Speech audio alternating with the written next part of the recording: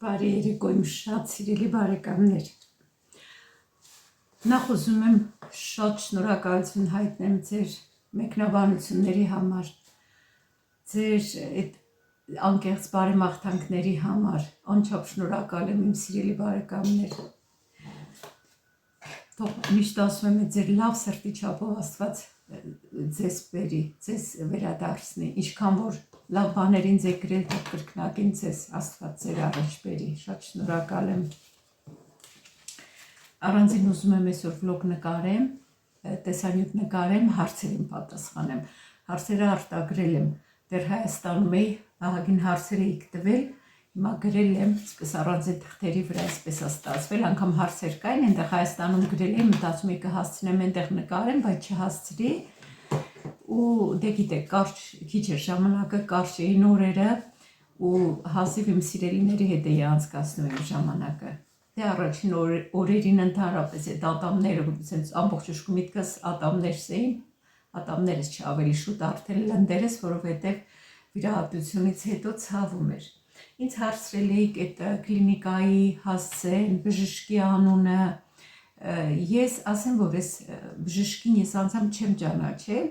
բայց երբ որ որոշեցի գնալ Հայաստանում ատամներս սարքելու, որովհետև այստեղ աստղաբաշխական թվեր էին ուզում, աղջկաս խնդրեցի, ինքը հետաքրքրվեց, իմացավ, այսինքն ով որ սարքել էր ատամներս բժշկի մոտ, իսկ ով որ սարքել էր, պատահական այդպես չէր ընտրել, լավ հետաքրքրվել էր, իմացել էր ով այս բժիշկը, ինչա, վերջը շատ լավ մասնագետ է, դիմացնոտային վիրաբույժ, Դավիթ Հակոբյան անուն ազգանունը, կլինիկայի անունը Prime Clinic, ասեմ, որ ես շատ գոհ եմ բժշկից, շատ, մենակ առաջին փուլն են կարել, բայց շատ գոհ եմ, լավ մասնագետ է, իր գործը լավ գիտի, վստահ եմ, որ շարունակությունն էլ լավ կլինի, ու ինքը գերմանական իմպլանտներ է տեղադրում։ Ուրեմն այդպես դրա համար որոշեցի Հայաստանում գնամ սարքեմ, իդեպ այսօր գնացել էինք առևտրի, այդ ասել եմ ձեզ, այն մի վլոգի մեջ էլ եմ ասել, որ այնտեղ աշխատում է Տաջիկստանից մի կին, ասեցի, որ գնացել էինք Հայաստան ատամները սարքելու, ասում է, վայ, ասում է, ես էլ այստեղ ինչքան ասեց, երկու ատեմ ոնց որ 4000 եվրո էր տվել, ասում է, ես էլ ունեմ սարքելու, ասում է, երևի ես էլ գնամ Հայաստան սարքեմ, ասի հայ եթե գնալու լինես որոշես ինձ ասակ ասեմ բժշկի անունը։ Ինչևէ, իմ սիրելի բարեկամներ, դա այդպես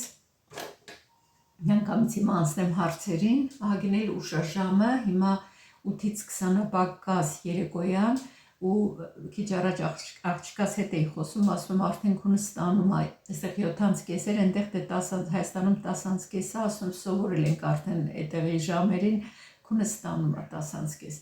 ու գալուց հետո առաջ օրը ժամը 8-ին ենք քնել, հաջորդ օրը ժամը 9-ին ենք քնել ու այսպես քիչ մտնում ենք հունի մեջ։ Ուրեմն նախ սկսեմ Հայաստանում գրած հարցերից, գրել էիք այդքան վերջերը կթողնեն տամոժնին անցնեք։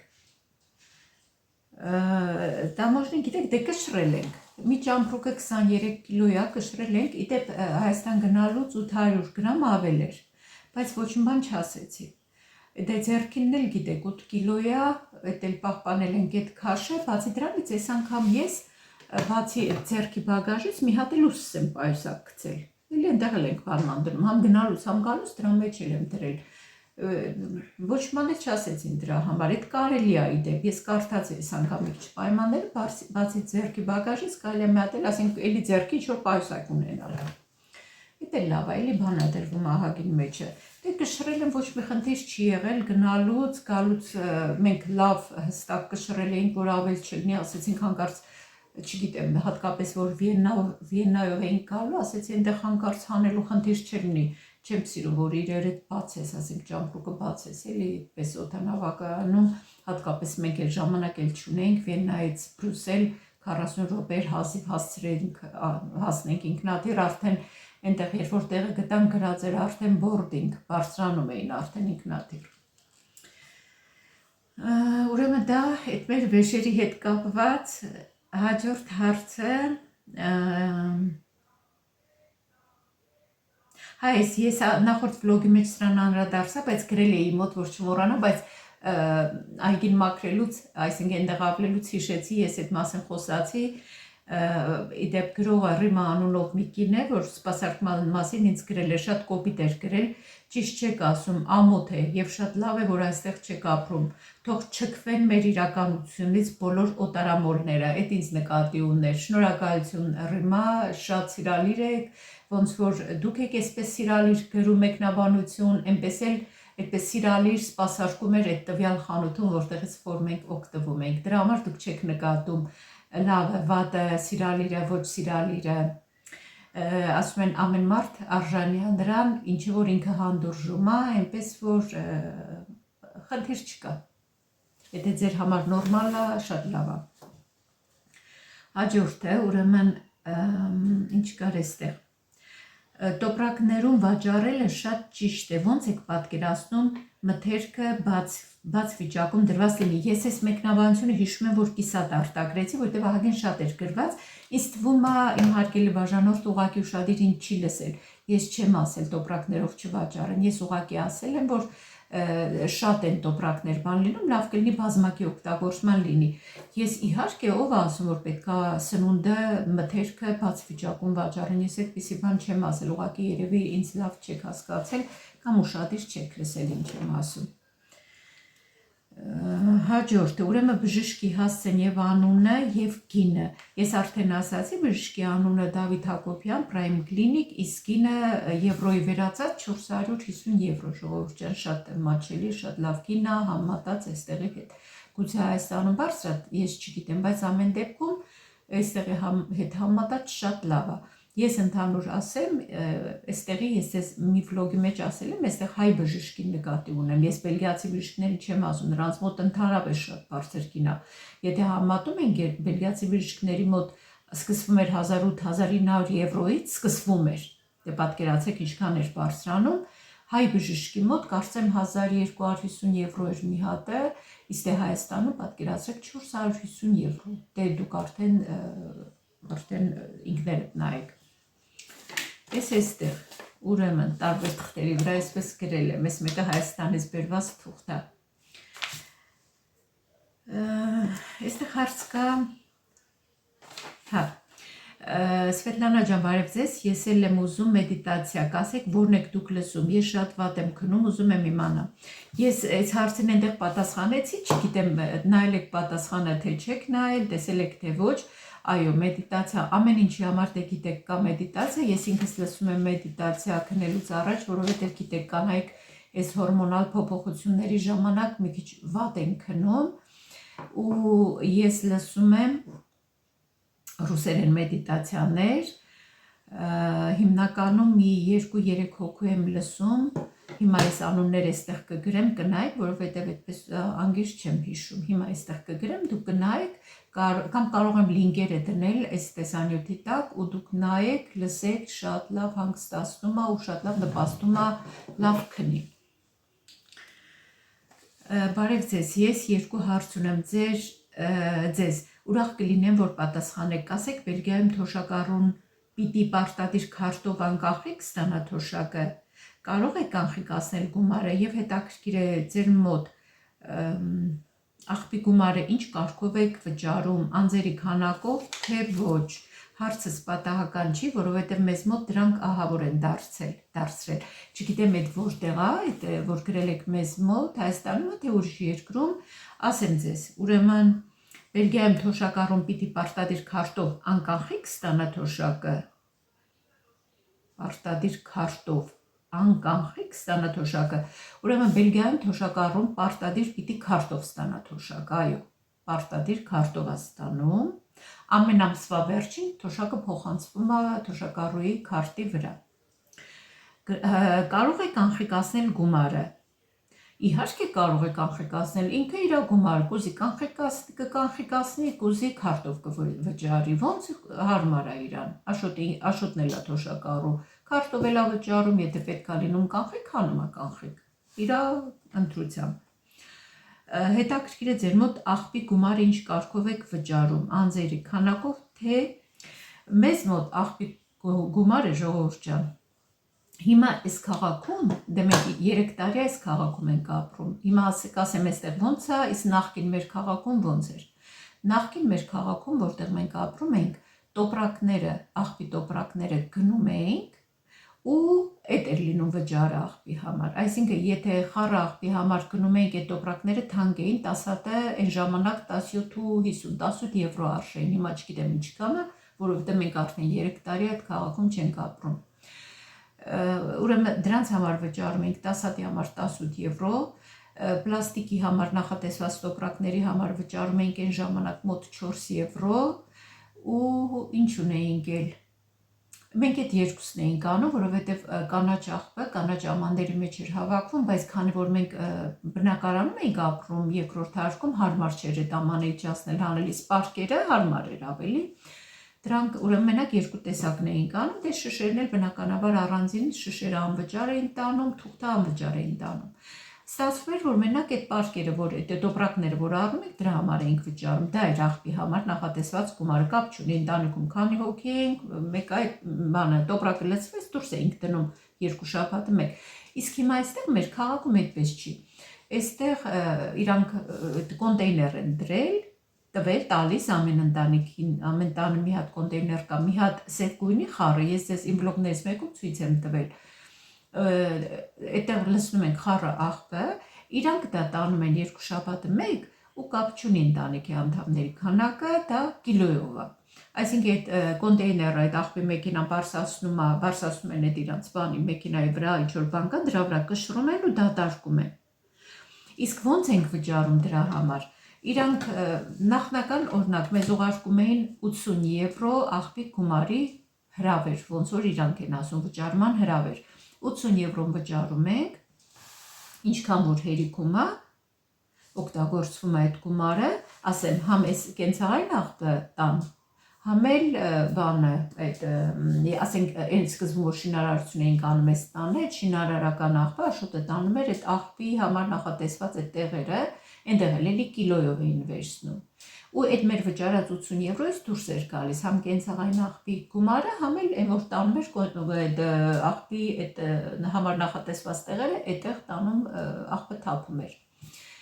Երբ որ 80 եվրոն վերջանում էր, իրանք մեզ նորից ուղարկում էին աղբի վճարման համար այդ գումարը, իդեպ այս վերջի 2 ամիսներին ավելացրել են։ Նախկինում 80 եվրո էր, հիմա արդեն 100 եվրո, նախանցյալ ամիս են վճարել, այս վերջին ամսին 106 եվրո, 2 օր առաջ են վճարել, չգիտեմ ինչի է դա կապված, կարող է իրանք են գները բարձրացրել, որովհետև կապ չունի, ասենք, նեն չի որ աղբն է շատացել, այդ կապ չունի, եթե ես վճարում եմ 80 եվրո, ասենք կարող է այդ 80 եվրոն 4 ամիս հերիք էր, կամ 3 ամիս հերիք էր, կամ էլ 2 ամիս հերիք էր, նորից ուղարկել, նորից վճարել։ Այնպես որ կիլոյով է մեր աղբը, պլաստիկի համար տոպրակները, դա այդ խառը աղբը, կոնտեյներով որ տանում են, 60 կիլոանոց ամանա։ Իսկ պլաստիկի համար, էլի վաղը 3-շաբթի օրը դնելու ենք դուրս աղբը, տոպրակներ են, այդ տոպրակները հիմա գնում ենք, եթե չեմ սխալվում, դարելա 650 10 հատը։ Սրանք համատաբար էժան են, առնում ենք, այդպես 2 շաբաթը մեկ այդ աղբը տանում են, քան որ հիմա էլ շշերով ջուր չենք գնում, արդեն ֆիլտրովադեմեր ջուրը մի քիչ պակասել է, այն ժամանակ եթե 3 տոպրակ էր լինում, հիմա 2 տոպրակ է լինում։ Դա էլ կապույտը, այդ պլաստիկը, իսկ շշերը ու թուղթը էլի անվճար դուրս ենք դնում, էլի շիշը ու թուղթը տանում են ամիսը մի անգամ։ Դա էլ աղբի հետ կապված։ Հետաքրքիր է որտեղից էր հարձատուն Հայաստանում այդպես, չգիտեմ, այդ գրել եք մեզ մոտ հավոր են դարձրել, հետաքրքիր իմանալ թե որտեղ։ Հիմա հաջորդ հարցը, ես կարծում եմ իմ ընկերուհին է հարցրել, բարև ձեզ, այստեղ մտել եք հագուստի խանութ, բարև ձեզ, ինձ ու Աշոտին նկատի ունի հաստատ, թե չէ իմ ընկերուհին է, ինձ հոգնակիով չէր դիմի, այստեղ մտել եք հագուստի խանութ համատելու համար, ոչ հագուստի խանութ չենք հասցրել մտնենք, դե ես այդտեղ ոնց նկատեցիք, այն առաջի շաբաթ օրը հասանք, Կիրակի օրն եմ մենակ ազատ եղել, երկշաբթի օրը արդեն գնացի վիրահատության, բժշկի գնացի, այնպես որ դրանից հետո էլ չեմ կարողացել գնամ, մեկ էլ այն վերջի մի 2 օր այդ շենքի տակի խանութ այդպես փաթաթված մտել եմ, մի օր էլ գնացին կասկադ փաթաթված, այդպես թողնիկս մոտ ներսեր ասեցին գնանք երեխան մի քիչ մանտանք, դրա համար չեմ մտել, բայց կարամ ասեմ, որ ես երբ որ ապարան էինք աղջիկս իր աղջիկա, այսինքն աղջիկս թորնիկիս համար կոշիկներ առավ, բոթազներ առավ, գինը ոնց որ ասեց, սա ասեմ ձեզ 12 եվրո իրանց մոտից էր առել ապարանից, շատ լավ գին էր, 12 եվրո, այսինքն այդ տարիքի աղջիկա, 14 տարեկան աղջիկա համար 12 եվրո շատ լավ էր, որտեղ մեր խանութում անգամ որ գներ էի Ժանեն, էլի մի քիչ ավելի բարձր է գինը։ Իսկ հագուստիխանդ հաջորդ անգամ որ գամ նոր կմտնեմ, նոր կտեսնեմ, չգիտեմ, գները տեղյակ չեմ։ Բարև ձեզ Ֆետա ջան, հաճելի քույրիկներ եք, շատ շնորհակալ եմ։ Ուզում եմ իմանալ, որ գյուղում եք, դա ձեր հայրական գյուղն է թե ոչ, իսկ այդ ձյունառատ վայրերը որտեղ է։ Դա ուրեմն մեր հայրական գյուղը չի, մեր հայրական գյուղ իմ աղջիկն է ապրում ու իմ եղբայրներն են ապրում, մենք գնացինք, եղբայրներս էլ գնացինք, տեսանք, աղջկաստուն գնացինք ու այնտեղ ես համարյա չնկարեցի, հեչ հարմար չեղավ, որովհետև ասենք գնացել ենք տուն, թորնիկներս էի նկարել, տեսակ, դուրս այդպես չեմ նկարել։ Իսկ քույրիկս էլ ապրում է հայրական գյուղից մի քիչ հեռու, Մելիք գյուղում է ապրում իմ քույրիկը, իսկ ձյունառատ վայրերը, մի անգամ ասել եմ մի վլոգի մեջ, Ծաղկավիտ դեպի հայրական գյուղ գնալուց այդ ճանապարհների նկարել շատ ձյուն կար, ապարանում եմ նկարել շատ ձյուն կար ու Մելիք գյուղն եմ նկարել, որտեղ էլի շատ ձյուն կար։ Ես էլ էսպես, հիմա այստեղի հարցերն էլ ոնց որ կարդացի, սրանք էլ բամբակ չթողնեմ, Սվետլանա ջան մի հարց, եթե կարելի է, քանի որ ամեն ինչ համեմատական ձևով է իր ասում, իսկ ինչ կարծիք ես կյանքի ապրելակերպի առումով Հայաստանը Եվրոպայի հետ համեմատած, ինքս էլ ապրում եմ Իսպանիայում, շնորհակալություն։ Ապրելակերպի առումով ես պետք է ասեմ, փող ունենաս Հայաստանում ապրես, շատ լավ է, այնտեղ շատ էժան է։ Իհարկե, կոնկրետ այն սկզբի օրերին ես ձեզ ասում էի, մտնում ենք այդ սուպերմարկետը Հայաստանում, Երևանում մոտիկ, մեր շենքի, արդեն մերն է, էլի, այդ շենքի տակ, այնտեղ գները շատ բարձր էին։ Բայց հետո որ նայում էի արդեն ապարանում կամ բանկները, լավ էլ մատչելի էին,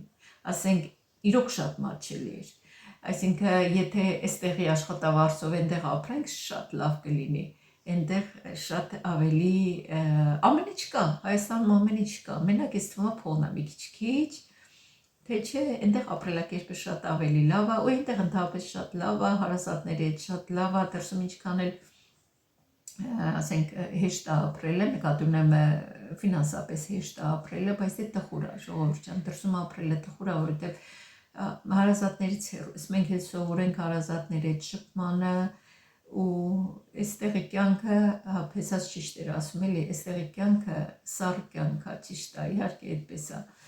բայց դե լավ է գոնե հայեր կան, էլի շփվում ենք, ես որ կոնկրետ իմ գործի տեղը հայեր կան աշխատող, ինչքան էլ նեղված տխուր գործի գնամ, իրանց տեսնում եմ իմ տրամադրությունը բացվում է։ Այդպես ժողովուրդ ջան, այսքան հարցերն էին ոնց որ, եթե կա ինչ-որ հարց չեմ նկատել, ես ներողություն եմ խնդրում, բայց որովհետև դե գիտեք, Հայաստանում այդպես ժամանակ չէր լինում, փորձում էի սկրինշոտ անեմ, ես չգիտեմ, արդյոք մի բան բաց եմ թողել թե ոչ, եթե ինչ-որ կարևոր հարց կա նորից գրեք, կներեք, եթե չեմ պատասխանել, հուսով եմ, որ իդեպ այս թղթերը, որ այսպես գրում ու պոկում եմ, ամեն տարի այդ մեր արհմիությունը, այս քրքիր լինի, կարամ առանձին խոսեմ այդ մասին, հետո առանձին բանով, անդամ մեր ճաշարանում գործի տեղը, դե մենք գործի տեղից էլ ընտրում ենք անդամ, արհմիության անդամ, ու մեր բոլոր հարցերով իրան դիմում ենք, անդամ դնում են գրիչները, այս թղթերից, օրացույց, տարբեր բաներ մեր արհմիությունը տալիս է, այնտեղ բերում ճաշարանում դնում է այդ մեր աշխատող արհմիության ներկայացուցիչը ու շատ պրակտիկ հարմար վերջում ենք այսպես օգտագործում ենք։ Այդպես իմ սիրելի ու թանկագին բարեկամներ, նորից շատ շնորհակալություն ձեր մեկնաբանությունների համար, սկզբում ասեցի, հիմա էլ եմ ասում, ինչքան էլ ասեմ, էլի ասեմ, որ չեք զլանում ու գրում եք։ Այսքանով երևի վերջացնեմ այսօրվա իմ վլոգը, ժամը արդեն 8-ից 5 պակաս։ Այնքան խոսեցի, կոկորդս արդեն կոր եկավ։